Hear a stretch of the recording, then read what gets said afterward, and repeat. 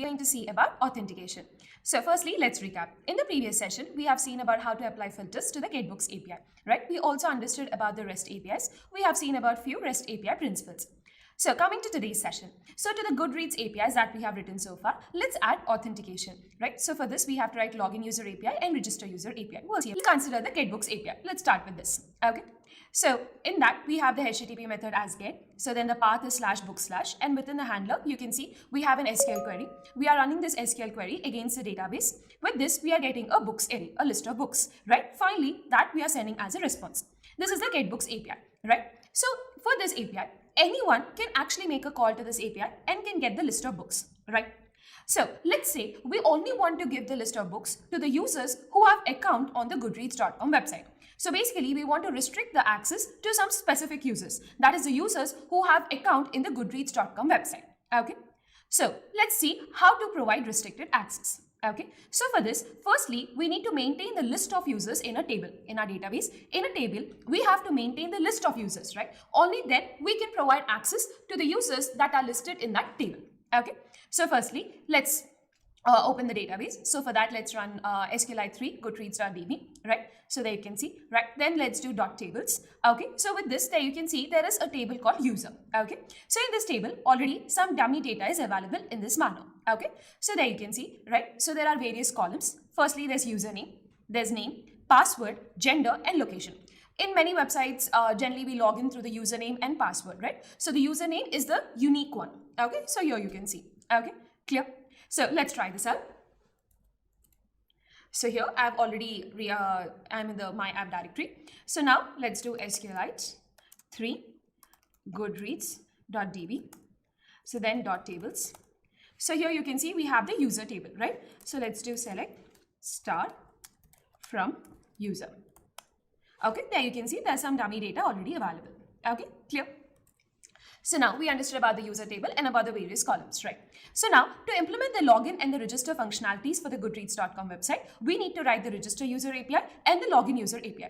So firstly, the user needs to be registered. Only then he'll be able to log in and access the books, right? So firstly, let's write the register user API. So let's understand the HTTP request and response. Okay.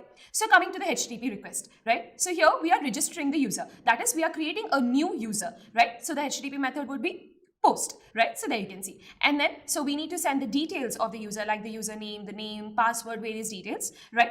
So that details will be present in the body, and that we want to send in the JSON format. So the content type is application/JSON, and the body will contain the user details. And coming to the URL, right? So here the path is /user/. Okay. Clear? So now coming to the response, right? So in the body, so if the user is created successfully, we want to send user created successfully message. Okay. Clear? So now let's start writing the API. So for that we have app dot. So the method is post. So post of, and the path is /user/, and then we have the handler with the request and response as the arguments. Okay. So now the next thing is in the body we have various user details that have been passed, right? So firstly we need to extract those details. So how do we get that? From the request.body using the object destructuring. So there you can see we got username, name, password, gender, and location. Okay. We got various user details, right? So one point to note about the password. So the password that the user has entered, right? So we shouldn't be storing the password as it is in the database, because the database would be generally accessible to various developers, right? So at the same time, if the database gets hacked, then the password, which is actually a sensitive information, might get exposed and will be misused, right? So that's the reason we have to encrypt the passwords. By encryption, I mean that we have to make the password in such a way that by looking at that, so no one will be able to make out the original password. Okay, so we have to turn it out in that manner. Okay, but when we are trying to log in, so then also we'll provide password, right? So we should be able to compare whether the password is appropriate or not during the login. But in the database, we shouldn't be storing the exact same password as it is. Okay? So it looks a bit weird functionality, right? So let's see how to achieve that. So firstly, let's see an example. So here the original password is say Vinod123. Okay. So for this, we are going to have an encrypted password, something like this. Okay. Similarly, say Rahul666. Okay. And the corresponding encrypted password is in that manner, right? Looking at the encrypted password, can you make out that the original password is say Vinod123 or say Rahul666? No, right? We are not able to make out. But we would be able to compare. So let's say during the login, if we have provided the password as Rahul666, we should be able to compare that password with the encrypted password and check whether the password matches or not, right? So we can achieve this functionality using a third-party package called bcrypt. Okay, so for that, firstly, we need to install. So the command is npm install bcrypt --save. Okay, so with this, the bcrypt package will get installed. Okay, so let's do this. So .exit. So npm install bcrypt --save. So with this, the bcrypt package will get installed. Okay, so this is done. Okay, so now coming to the bcrypt. Okay, so in this package, if you look at the documentation, there are two methods. Firstly, let's focus on converting the password into an encrypted one. Okay, so for that, the method is hash. Okay, so there you can see, so bcrypt.hash off, and will provide the password, and the second argument is salt runs. Okay, so provide some value, say 5, 10 or 15. Later on we'll understand about what is this. Right now it's difficult to understand. Let's leave it there. So we'll give some random number, say 10. Okay, so bcrypt.hash off, and we have to provide the password and comma 10. Okay, this will give us a promise object. Okay, so we'll await on that. Finally, once the promise object is resolved, we will get a hashed password. Okay, clear? So this hash password, using this, we cannot predict the original password. Okay, so with this, the password would be safe. Okay, so in this manner, we'll get the hash password. Okay, clear? So now let's write code till here. Okay, so here this is the index.js file, right? So now let's we already have the getbooks API. Now let's write the register API. Okay, so app dot, since we are creating a new user, the method is post, and the path is /user/, and then the request response will be the arguments for the handler, and then here. So now what do we have to do? So firstly, from the request.body, we have to get the various user details, right? So let's do that. Okay, there's username, okay, name, then there'll be password, okay, gender, location, right? So these are the various details that we'll be sending. Okay, so that will get from the request.body, right? So request.body. Okay, clear? So we got these details. Okay, so now from here, so what do we have to do next? As we understood, when it comes to the password, we shouldn't be storing the password as it is, right? So we have to encrypt the password. So for that, as we understood, there is a third-party package, bcrypt, right? So we already have installed it previously. So let's import that. So require of bcrypt. Okay, so then let's store it. Okay, so as we understood in the bcrypt, so we have a method called hash, using which we can encrypt the password. Okay, so password. So then here we'll provide some number, say 10. Okay, so this will give us a promise object, so we have to await on that. So after that, so it will give us a hashed password. Okay, so hash password is just like, you can consider it as an encrypted password. Okay, clear? So this we are using await, so here it should be async. Okay, clear? So from the request.body, we are getting the various user details. Then, so we are basically converting the password into an encrypted password. Okay, these steps are done. Okay, so now let's come back. So let's do the next steps. Okay, so before creating a new user in the database, firstly we want to check whether a user with the same username exists or not, right? As we understood, the username should be unique, right? So for that, so the username should be unique. So we have to make a check whether if already a user with the same username exists or not. Only if there is no user with the same username, only then we have to create this new user, right? So for that, let's write a query, select user query. There you can see, select star from user, where username equal to, and we are providing that. Okay, so then we'll run that on the database. So db.get of select user query.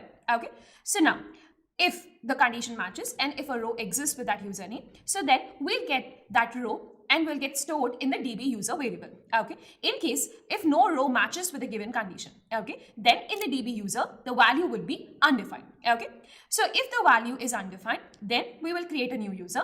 Otherwise, so we have to send it as a bad request, right? Because the username should be unique. If a user tries to register with a username that already exists, so we have to say that the user already exists, right? So we have to do these two steps. Okay, so let's write code till here. Okay, so firstly, as we understood, so before creating a new user in the database, firstly we have to check whether a user with that username already exists or not. So for that, we'll write an SQL query. So const select user query. Okay, so here in the queries.txt, so you can see there is already the query is available for you. So since we already know about the SQL, we can directly make use of this. Okay, so select user query. So select star from user where the username which matches this. Okay, So now the next thing is we have to run this SQL query on the database, right? So here we are expecting a single result, right? Single row as a result. So we'll use the get method. So db.get select user query. Okay. So this will give us a promise object. So we'll await on that. Okay. And then finally we'll have the db user as a response. Okay. So now we have the db user, right? So if a row exists, so then the row will be stored in the db user variable. If no row matches the given condition, right? So if you don't get a row from the database, so then the value in the db user would be undefined. Okay. So if the db user is undefined, so in such scenarios, what do? We create the new user. Okay. Yeah. In case, so if the db user is not undefined, right? So in such scenarios, there is already a user with that username, right? So what do we have to do? We have to send a response saying that user already exists. Okay, this is what we want to do. Okay, clear? So now, so let's do these steps. Okay, so firstly, so if the db user is undefined, then we have to create the new user. So there you can see the query. So into the user table, we want to insert a row with the username, name, password, gender, and location. When we are inserting, when it comes to the values, so be careful, we have to insert the hashed password, right? Not the password. We have to insert the encrypted password that we have created, right? So that we have to insert. Okay, clear? So after that, since we are creating new data, right? So for that, the command is db.runoff and this, right? So run is the method that we have to use. So db.runoff create user query. Okay, so we'll await on that. So once this is successful, right? So we'll send the response as user created successfully. Okay, clear? So let's write the code for this.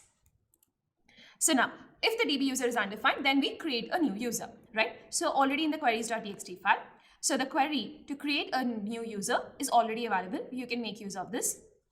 So it's just an SQL query that we have learned previously. Okay. So there you can see the query. Okay. So now the next thing is we have to run this query on the database. So db.run. Since we are creating data, the method that we have to use is run. So we have to provide the create user query. Okay, and we'll await on this. Okay. So the next thing is, so once this is successful, we'll send the response as user created successfully. Okay, clear? So now this part we understood, right? Okay. So when the db user is undefined, then we have seen how to create the user. In case, if the user already exists, that is if the username already exists, so then what we have to do? Firstly, we have to send the response status as 400. As we previously understood, that there are various status codes, right? So out of which, right, so the 4xx denotes the client error. That is a request from the client itself has an issue, right? So here in our case, so the request from the client, in that we have a username with which already a user exists, right? So it's a bad request from the client. So the status code should be 400. So we have to send the response status as 400. So for that, we'll write response.status of 400. Okay. So and then we'll send the message as user already exists. Okay, clear? So let's write code for this. So here we have to handle the user already exists case. So for that, so firstly, it's a bad request. So we have to send the status as 400. So the response.status is 400 and the message response.send off as user already exists. Okay, clear? So generally, the 200 will go by default, right? In case of bad requests, in case of issues, so we specifically mention the status code in this manner. Okay, clear? So now let's test this API. Okay. So firstly, node.mon index.js. So let's run the server, right? The server is right now running. So let's go to goodreads.http. So here you can see we already have this. So post and then the URL /user/ is the path. The content type is application/JSON. And coming to the body, so there you can see name is Rahul, username is Rahul123, and there's password, gender, and location. Okay. So now let's send a request. Okay. So we are done sending the request and you can see the user created successfully. So now in the database, a new user has been created with the name as Rahul and the username as 123. Okay. So now let's say we try to send this request again. Then what should come? It should be that user already exists. So there you can see, because previously we created a user with the username Rahul123. If we try to do it again, so then what will happen? We should get the user already exists and there you can see. Okay. So we have seen this, right? Okay, so one, we have sent the request and we got the response as user created successfully. Then if we try to send the request again, so then we got it as user already exists because we previously created a user with the same username. Okay, clear? So we are done with the register user API. Okay, so with this, different users can register to our website, right? Okay. So now the next API that we have to do is login user API. So after the registering, right, so the user should be able to log in, right? So now let's write the login user API. Okay. So when it comes to the login user API, so what do we do? Generally, when it comes to the login functionality, we provide the username and the password. So using which, right, we have to verify whether the user identity is valid or not. So whether the account belongs to the user or not, we have to validate that, right? So this process is nothing but called as authentication. So with the given details, so we are authenticating whether the user is valid or not. Understand the HTTP request and the HTTP response. So coming to the HTTP request. So the method is post. Okay, we'll understand why it is post in the next slide. Okay, and the URL is, there you can see in the path, we have /login/.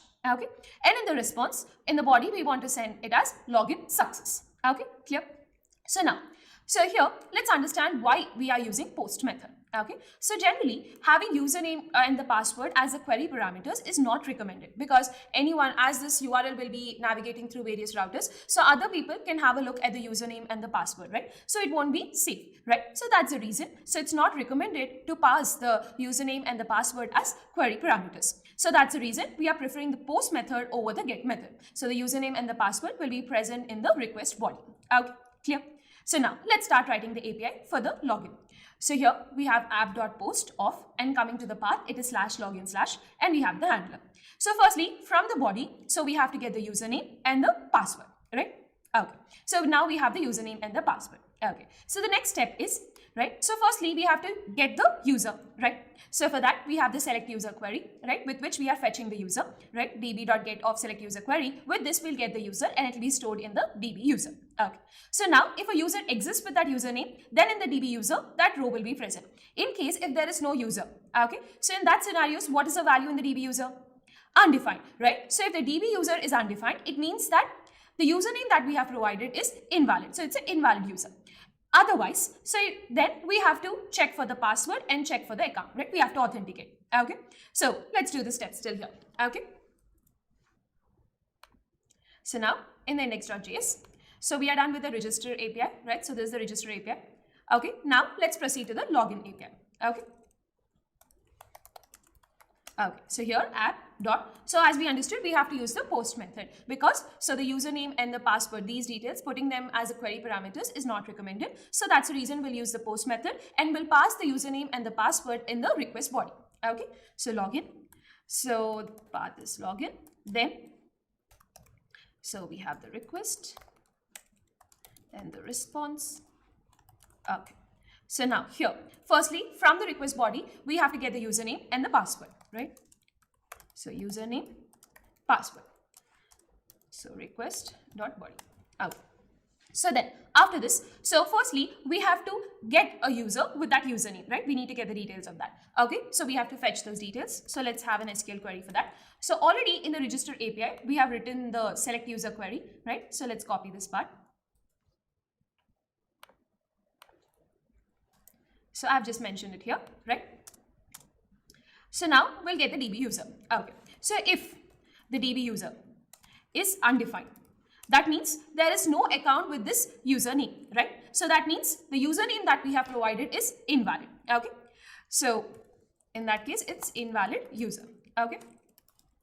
So else, so if we have the user, so the next thing is we have to check for the password, right? So and we have to authenticate. Okay. So these are the steps that we have to do, right? Okay. So firstly, coming to the undefined. So it's a bad request from the client side, right? So the status would be 400. So the response.status of 400. Okay. So then we want to send a message saying invalid user. So there you can see response.send of invalid user. Okay. Clear?